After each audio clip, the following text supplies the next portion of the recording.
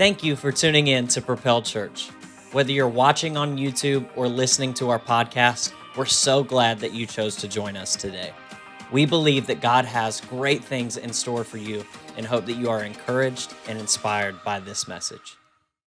We're in a series called Something in the Water. Now, this is technically week 3, but it's really week 2 because last weekend we weren't able to gather in person.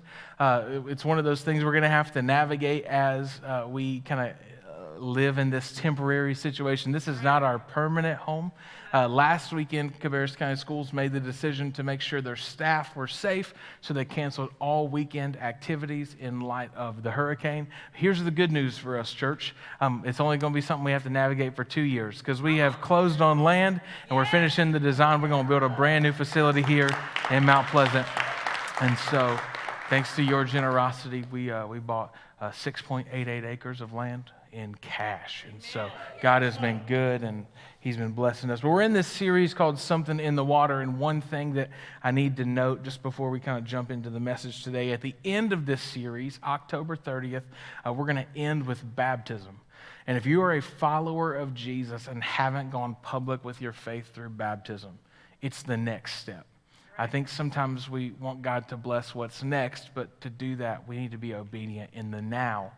And so baptism is that next step. If you're a follower of Jesus, we're going to celebrate. It's our Super Bowl, October 30th. It's going to be amazing. It's going to be our first baptism in this facility, and so I'm super excited. If you want to get signed up for that, you can do that through the Connect card that you got, which is a great way to let us know what's going on in your life and how we can pray for you. There's also a section to take notes because you should do that. You get brownie points in heaven. And so, but it's going to be great. So you can sign up through that way as well, but would love to get you signed up for baptism if you need to go public with your faith. And last weekend, had the opportunity. If you missed it, be sure to go back and watch it on YouTube. It kind of unpacks what the last journey or season of our church has looked like as we navigated going from permanent back to portable to close on land, and gives you some exciting things for what's coming up ahead. So pumped to be here with you this morning. Just something, I don't know what your church background looks like or what culture you've been a part of, but we are a amening kind of church. I'll tell you, I'll preach 63% better if you respond. And so you're going to want that this morning. So turn to your neighbor and say, amen. Amen. Turn to the other person you neglected and say, come on. So today, as we open God's Word, we're going to be responsive to it, because I'll tell you, something that will transform your relationship with God is when you begin to come into agreement with what God's Word has to say. And that's what amening is all about. That's what responding to God's Word is all about. So if you have a Bible, you can go with me to Mark chapter 4. I'm not going to jump in there just yet. I've called today's message, You're Gonna Make It. And I believe some of us need some hope this morning.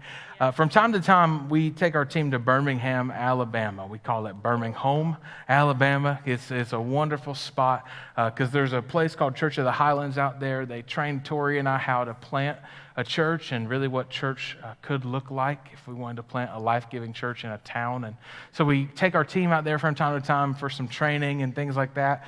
And I've noticed on the drive to Alabama, it takes about 6.5 to 7 hours to get there, but the ride back takes like 14. I don't know how that happens. I don't know what vortex we enter into, but I don't know if you've ever been in a car heading to a destination and you thought to yourself, are we ever going to make it?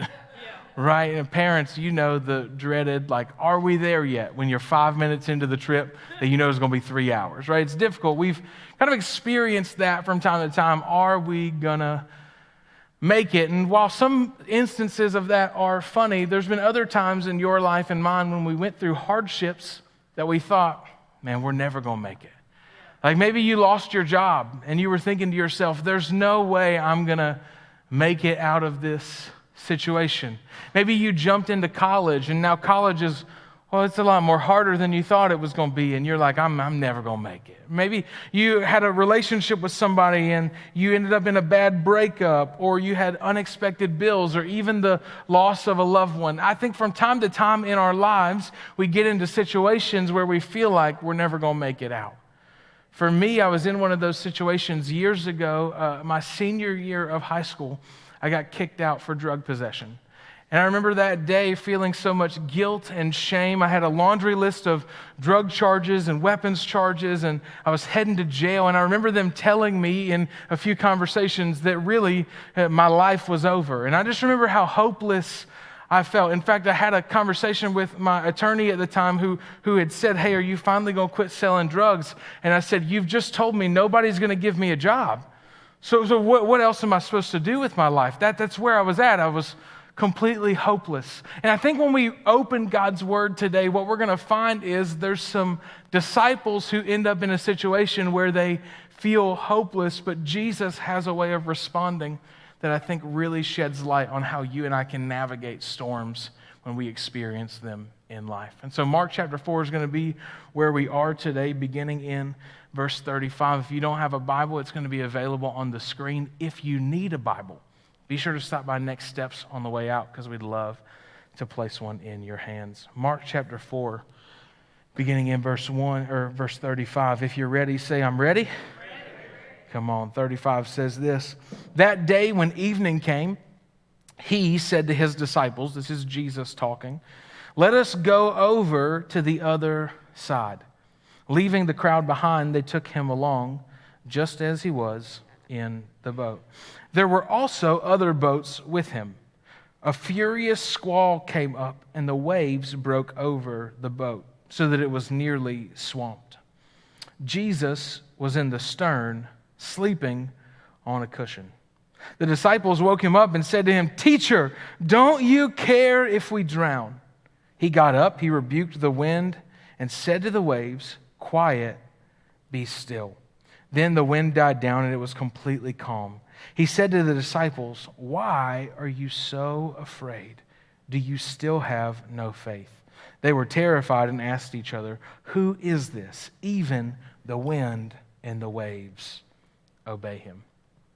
I would love to teach a message to you today about storms and give you 5 ways to storm-proof your life. The problem with that is that's not biblical, right? Like, there is not a situation or a circumstance where you're going to be able to become storm-proof in life. Storms are going to happen. There are going to be hardships and difficult things that take place in your life, because here's what we believe as followers of Jesus: this is not the end for you.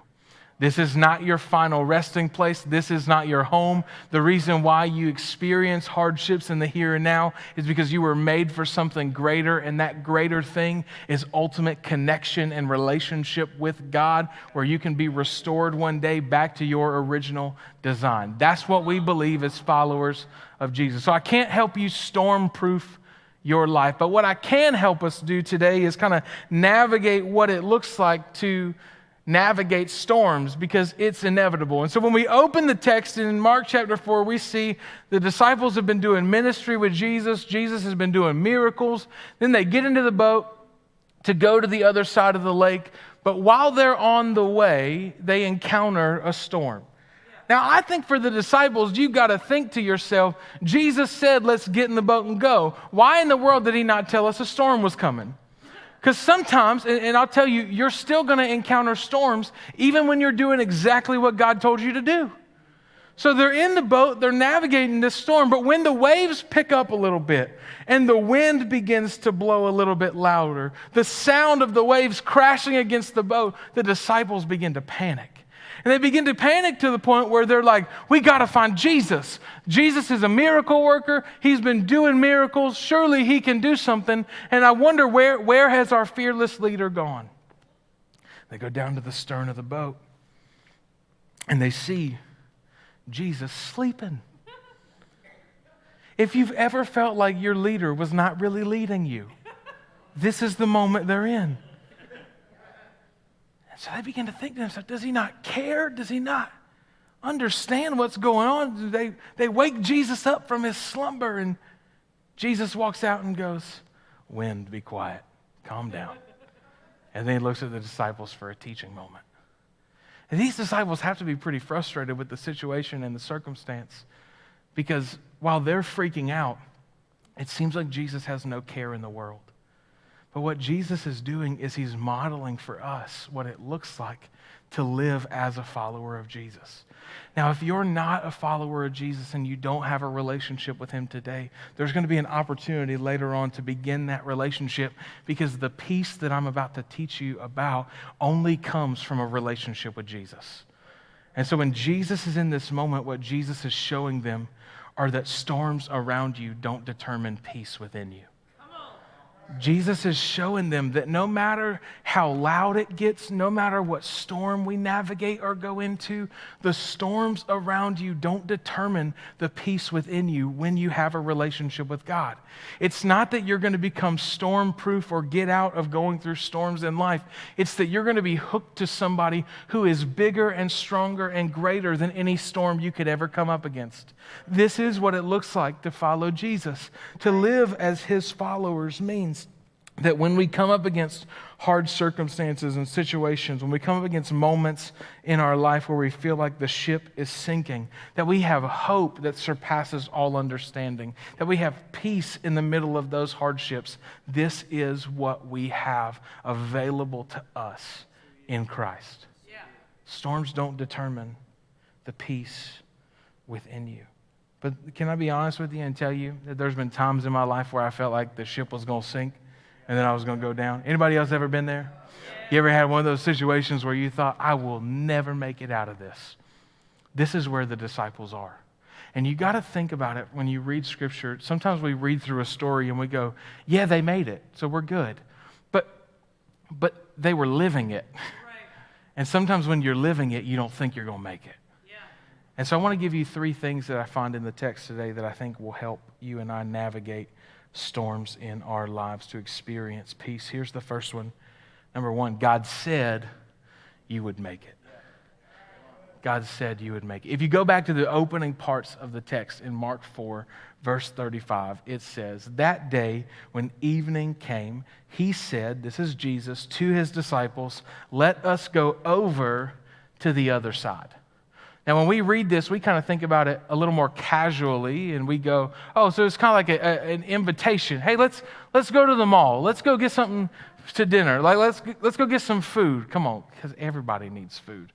Food is so important in Scripture. Food's important enough. One of the last things Jesus did is he had supper. I'm just saying, like, it matters. No, let's just go get something to eat. But this is not just a casual invitation. Jesus is fully man, but he's also fully God. Which means when he speaks something, it carries weight and power and promise in it. So when Jesus said, let's go to the other side of the lake, it's not just an invitation to go into the water, it's the promise that they're going to make it to the other side. Because if God says we're going over, there's no way we're going under. He never told them about the storm in the middle of the water, but he gave them the promise on the front end that we're going to the other side of the lake. There's some situations and circumstances that might get a little bit rocky. It might get a little bit difficult when you go through them, but the hope is God gave us a promise that we're going to make it to the other side, because that's what he said. And we serve a God who's faithful to keep his word. We believe that. And then the reason why we teach you consistently, and I tell you, like, hey, I'm super glad you came. I'm super glad you heard God's word opened up today, but you need to dig into your Bible for yourself. It's because Scripture reveals to us the promises of God. And sometimes you can call on a pastor when you're in the middle of a storm, but what you really need to do is be hooked to a Savior. When you go through hardships and go through circumstances, you need to know the promises of God. If the disciples would have just paused for a moment, knowing Jesus is a miracle worker, and somebody would have said, hey, he said we were going to make it. He said we were going to the other side. It didn't mean that we weren't going to encounter some problems and some obstacles along the way, but Jesus said really clear, let's go to the other side. He didn't say, hey, let's go drown in the middle of the ocean. He said, let's go. He gave a promise. And you need to discover the promises of God for yourself. You need to open God's word in your own time. If you and I only ate 1 meal a week, we would be completely malnourished. And the reality is that many of us live that way spiritually. We come in on Sunday completely empty, and we need a pastor to give us just enough to feed us, and so we can go back into our week and do all that. And I meet church people all the time who go, Pastor, we're just not getting fed anymore. When's the last time you showed up with a fork? Like, when's the last time you went in the kitchen? The last time I checked, it's infants that cry when they're hungry, but adults go make a sandwich. You know what I'm saying? Like, you got to eat. And you got to spend time. You got to open God's word for yourself. And so we teach you about spending time in God's word and unpacking that, because when you go from storm to storm in your life, you need to open God's word and know his promises. Because Scripture is not just another good book or a bestseller. It is the living, active, breathing Word of God that from start to finish communicates God's redemptive purpose, that no matter what situation or circumstance you're in, redemption and restoration is on the way. Amen. That's the good news of Scripture. Yes. So you need that for yourself. And I'll tell you, there's been storms in my life when I've needed that. Back in 2020, I don't know if you went through this at all, but there was this like pandemic, that happened. And I remember navigating that season as a church where we had just moved into a new facility, and we were about 12 weeks old when we found out we were taking our church fully online. And by God's grace, we were a little ahead of the curve technologically. We were already live streaming. We were already doing a whole bunch of stuff, but man, it was a big shift. And I remember there were political divides and racial divides, and you couldn't make people happy. You could do one thing and this group would be mad. You do another, this group would be mad. But I remember when it got time to regather as a church, we wanted to regather so bad, but our AC in the new facility, the HVAC system, didn't work at all. And here's what I knew. We had an airborne virus and nothing that circulated air, right? That's just a disaster, right? That's just... I couldn't lead us back into that. And so we kept our church online for longer. And I remember there was a time where I was like, Lord, are we going to make it? Like, there's a lot of churches that are closing right now. There's a lot of people that are closing up shop. Is this the end for us? And I was really stressed out. And my wife was like, hey, listen, you need to go spend some time with Jesus. So she sent me to the mountains for a couple of days. And here's the thing. At some point, this is just a little marriage thing, you can't fix what's going on inside your spouse. You're going to need to point them to a Savior who can. And so that's why I'm grateful for my wife. She sent me to the mountains to spend some time with Jesus. And when I got up there, I started opening God's Word, and I felt led to go to Zephaniah chapter 3, verse 20. And I was thinking, that's not really a book in the Bible, but I found it. And this is what the verse says, Zephaniah chapter 3, verse 20. It says, on that day, I will gather you together and bring you home again. I will give you a good name, a name of distinction among all the nations of the earth, as I restore your fortunes before their very eyes. I, the Lord, have spoken. And when I was sitting in the mountains going, Lord, are we going to make it? Are we ever going to regather as a church? It was through opening his word and hearing him speak that I was able to hear the words, I will gather you together and bring you home again. And can I tell you, that was the only reason why we kept pushing. Yeah. Because it was the voice of God. It was the word that we needed to hang on to. You need to know the promises of God. So we held on to that word. And what I didn't know then was it wasn't just the first part of that verse that was important. It's the second part when he says, I will restore to you your fortunes before your very eyes. Because every single dime we invested into that facility, we got back when they sold it. Like God was doing, he keeps his promises. So I say that to encourage you to say, you need to spend time in God's word for yourself so that you know his promises when he gives them.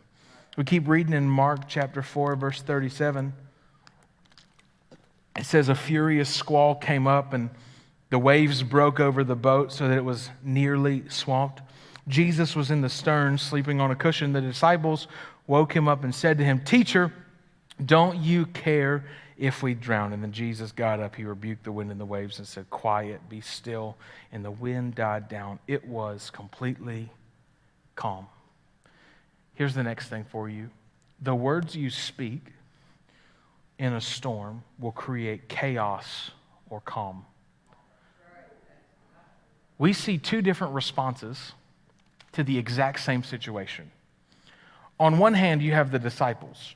And when the disciples are going through the storm, they begin to freak out and they begin to panic. And what happens is, as they begin to experience chaos, the chaos leads them to confusion, and confusion leads them to questioning. 1 Corinthians chapter 14, verse 33 tells us that God is not the author of confusion. The enemy is. And because we have an enemy who loves to create confusion, it's no coincidence that in the midst of this storm that's going on, the first thing these disciples begin to do after they kind of get over the initial panic is to go to Jesus and say, "Do you even care?" Because the enemy's goal is to always get you to question God's goodness. Because if he did it in Genesis chapter 3, if he can get you to question God's goodness and his character, he can get you into temptation and into sin. So they go, "Jesus, do you even care about us?" Jesus is like, "Yeah." He just hushes the wind and he hushes the waves. It's not that Jesus doesn't care, but God sees the end from the beginning. Right. So he already had seen the fact that they were going to make it to the other side. So a storm didn't freak him out. Yeah. He wasn't in chaos. He was calm. The disciples are freaking out. They're panicking. They're going, "We're going to die. Everything is terrible," right? And sometimes you just got to quit entertaining your over-dramatic self because you've been in too many end-of-the-world scenarios, right? At some point, you just have to realize that maybe, just maybe, you've let your emotions dictate how you live. And you were never designed to live that way. You were designed to be led by God's Spirit. Because emotions and feelings, while they're beneficial, are completely based on circumstances and situations, which makes them a horrible source to follow. Because the moment your situation changes, you just feel different and it's all good. That's not a good guide. That's a terrible guide. You need something that's bigger and greater than that, which is why we put our hope and trust in Jesus. So the disciples hear the sounds of the wind and the waves crashing against the boat. They begin to question Jesus, and ultimately they are living in fear. And we know that they're living in fear because Jesus' response after he calms the wind and the waves is, "Why are you still afraid?" Right? Why are you living in fear? One of them is a fear-driven reaction, but Jesus' response is one that's peace-filled. And so if we look back at verse 39 of the text in Mark chapter 5, it says that Jesus was speaking and he got up, he rebuked the wind and he said to the waves, "Quiet, be still." I love the fact that he addresses the volume of the storm first, because I think sometimes we've let the volume of hardships become too loud in our life. And what volume you turn up will determine your perspective of a situation. Sometimes things are louder than they really are, actually. So he says, "Quiet," and then he says, "Be still." And what Jesus is doing in this moment, it says that then the wind died down. It was completely calm. What you speak in the midst of those hard situations matter. Yeah. Men, how you lead your family in storms matters. Husbands, how you lead your wives in storms matter. If you embrace this idea that you're never going to make it, this is the worst thing that you've ever been through in your life, it might be a hard circumstance and situation, but when we hold on to the promises of God, we hold on to the fact that sometimes when we can't see what God has said, we just hold on to what he says. We just hold on to the truth. We hold on to the promise, and we keep moving. Jesus shows us how to respond in the midst of a storm. And when he does, he speaks with authority to the storm because he's bigger and greater than it. Yeah. John chapter 16, verse 33, Jesus says, "I have told you this so that you may have peace." Where's it located? In me. Yeah. Peace is not in a job that pays you more. Peace is not in a great retirement account. Peace is not in weatherproofing your house. Peace is only in Jesus. Peace in me. Here on earth, look at this, you should just underline that word will. There's not a maybe. There's not a you might. You will have problems. You will have many trials and sorrows. But take heart, because I have overcome the world. Jesus gives us this verse as a promise. Some people buy into this idea of Christianity and following Jesus, that when you give your life to Christ, everything becomes perfect. It does not. They lied to you. They sold you the wrong stuff. It doesn't work that way. Jesus said, you're going to have hardships. You're going to have trials. There's going to be problems in your life. But here's the greatest news of all. The whole reason why I came was to die in your place and to overcome the things of the world. And because I overcame the things of the world, you don't have to be overwhelmed by them. Because Jesus overcame it, you don't have to be overwhelmed by it. You don't have to let the storm cause you to panic and go into chaos. You can trust in the fact that Jesus said, you're going to face problems, you're going to experience hardships, but we have peace in Him that surpasses all understanding. This is the goodness of God. This is what He promises us. And then here's the last thing for you, is that this storm will develop you, not defeat you.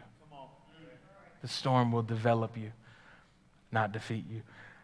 I think sometimes in the midst of storms, the thing that really gets in our way is our perspective of things. If we look at every storm as something that is going to take us out, you're going to live like Chicken Little for the rest of your life, right? Like the sky is always falling. You're only doing as good as your calm seasons. But when we live with the thought that storms are actually meant for development, not defeat, we end up seeing that while God does not cause bad things to happen, He will use them. It's bad theology to say that God causes every storm.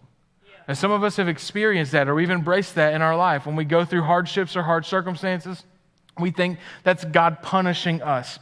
The punishment of God was satisfied on Jesus. He doesn't need to punish you here on earth for that. It was satisfied. He's a good, loving Father. That's what Jesus said. If you as an earthly person with all these issues love to give good gifts to your kids, how much more do you think your Heavenly Father wants to do that? It's bad theology to think every time you go through a problem that God caused it. But while God didn't cause it, He will always use it. Yes. If you'll let God, He will take every single thing that the enemy intended for evil, and He will use it for good. Storms are actually moments of development, not defeat, because development happens when you continue to push on and keep going. There's these moments where we get to experience what it looks like to navigate a storm. Don't miss out on a moment of development because you're stuck in a mindset of defeat. Storms are meant to develop you, because when you go through a storm is when you really figure out what's in you the whole time. When everything's going good, you ain't learning what's in the depths of your heart. But Scripture teaches us that it's out of the overflow of the heart the mouth speaks. So like when you're driving down 85 and they're doing road work, that they've been doing since probably when Jesus died, right? It just feels like, they've been doing work on 85 forever. And somebody cuts you off and you start yelling and cussing and, I don't know where that came from. I do, it's in your heart. Because you went through a hardship, you got squeezed and what was in you came out of you. Storms are moments where you and I get to realize that we still need Jesus. Yeah. Storms are moments where we get to realize that there's still parts of our character and nature that when we go through hardships don't align with God's plan for our life. Right. So they're not there to defeat you, but they are there to reveal what's going on inside of you. Yeah. And so this storm happens and the disciples are still stuck in fear. Jesus said, why are you still afraid? Why are we still talking about this same thing? I thought you had gotten over it, but you hadn't, and we know now because you're in the midst of this storm. About 6 months after planting Propel, I ended up tearing my Achilles, and it was terrible. I'm just in case you didn't know, you kind of need that to walk. And I had a surgery. It was a really short timeline. They did it quick, cut up the first Achilles, but and I know you would never know this about me, I'm sort of hard-headed, slightly. And so as soon as I moved out of a hard cast into a walking boot, I jumped back on the setup and teardown team. And I mean, I was practically running through the trailers and doing all this and that. I mean, we were setting up and tearing down the church. And in the healing process of my first Achilles, I ended up tearing my second one. And so in 2016, I had double Achilles reconstruction surgery. So when I had my second Achilles surgery, my plan was to take some time off, but I really didn't have the ability to do that. We were, pretty new as a church, and there's actually video from when we first had started recording, teaching of Propel, because I felt like I had to be here at all times for this thing to work. There's a video of me teaching about 3 days after my Achilles surgery, and I'm sitting on stage in a soft cast. I was supposed to have my foot elevated, but I'm massaging my toes because they're purple and they're swelling, and I'm still trying to teach at the same time. What was really in that season, it was a terrible season. It was a hard one. It was frustrating. But in that season, I really learned and developed a passion for developing leaders. I remember leaving that Sunday and going, if this whole thing is built on me, this is not right. And so we left and we started developing a passion for developing preachers and teachers of God's word. I wrote curriculum and content for helping people learn how to develop that and release an entire book on it. And now I only teach about 35 Sundays a year here because we have a whole house full of people who can preach and teach. Had I not gone through that hard season, I'd have never developed a passion for it. And so I tell you that to say there's going to be seasons in your life. There's going to be storms that happen, but they're not meant to destroy you. They're meant to develop the gift and the calling that God has on your life. And we know that in this story because after Mark chapter 4 comes Mark chapter 5. And so they go through this hardship. They go through this storm. They go through all these difficulties. The storm dies down, and this is what it says. They went across the lake to the region, and look, they made it. Right? They got to the other side of the lake. And when Jesus got out of the boat, a man with an impure spirit came from the tombs to meet him. And if you keep reading through Mark chapter 5, what you're going to find is that the people in this town wanted nothing to do with this demon-possessed guy. They were freaked out. If the Incredible Hulk was a biblical character, he's in Mark 5. He was howling and screaming. He was breaking every chain. No one in the town wanted anything to do with him. And when the disciples come onto the scene and when Jesus steps out of the boat, while everybody else ran in fear, now all of a sudden these disciples aren't moving. These disciples are ready to go. I believe had they not gone through the storm in chapter 4, they would have still been stuck in fear and not had faith in chapter 5. And because of it, Jesus would have been there all by himself with the demon-possessed man, and who knows how that story would end. It's not that Jesus needed a whole group of people, but what we see is while everybody else was running and panicking from this demon-possessed guy, there were 12 people who were standing there with Jesus, faith-filled and confident. And I wonder if there was conversation back in the town like, did you see Jesus and all his followers? Nobody was afraid. And they would say, yeah, we're not afraid because we just went through a storm. And we know he has the authority to speak, and we know he's bigger and greater than anything we've been facing. And so if he could take care of the storm and tell it to calm down, this demon-possessed guy is no problem for him. It was a storm of development. It got them ready for what's next. And I just want to encourage you that I don't know what storm you're going through right now, and I can't imagine how hard and how difficult it is for some of you. But here's what I do know. God is preparing you for what's next right now. God is preparing you for what's next because on the other side of your storm is somebody who desperately needs a Savior. And on the other side of that circumstance and that hardship that you're going through right now is a person who's stuck in bondage and in chains and desperately needs Jesus. That's what we find from Mark 4 to Mark 5. And so you might be thinking, well, I don't know, how in the world could God use this? I have no clue. But what I do know is that nothing is wasted with God. That God uses every single thing the enemy intended for evil if you'll let him. You're not going to be storm-proof. If you're a follower of Jesus, the promise is you will have troubles. You will go through hardships. But the good news is that the storm around you does not determine the peace within you.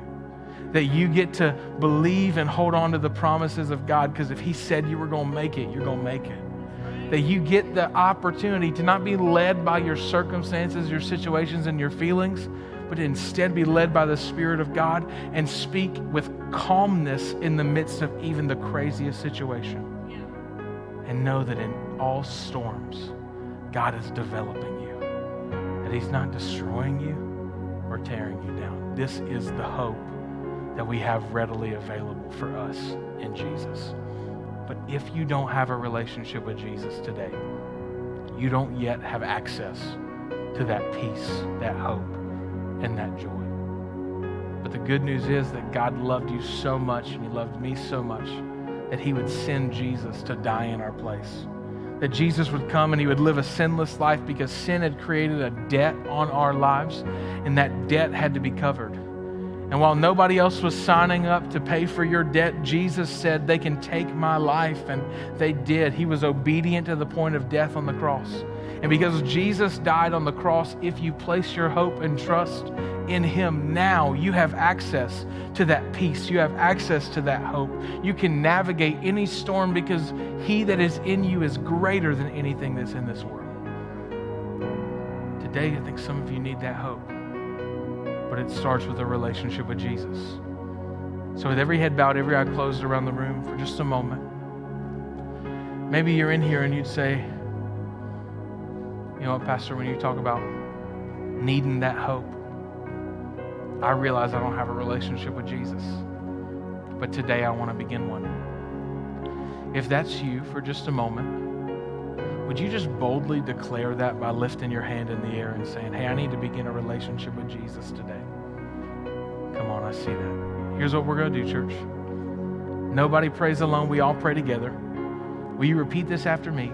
Dear Jesus, today I give you my life. I place my hope and trust in you. Thank you for dying in my place so that I could have new life.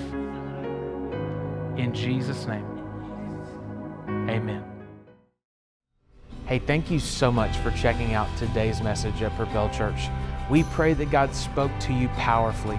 And if you made any kind of decision to accept Jesus Christ as your Lord and Savior, or recommit your life to Jesus, or maybe you just want to share something that God spoke to you through today's message, do us a favor and send us an email to amen@propel.church.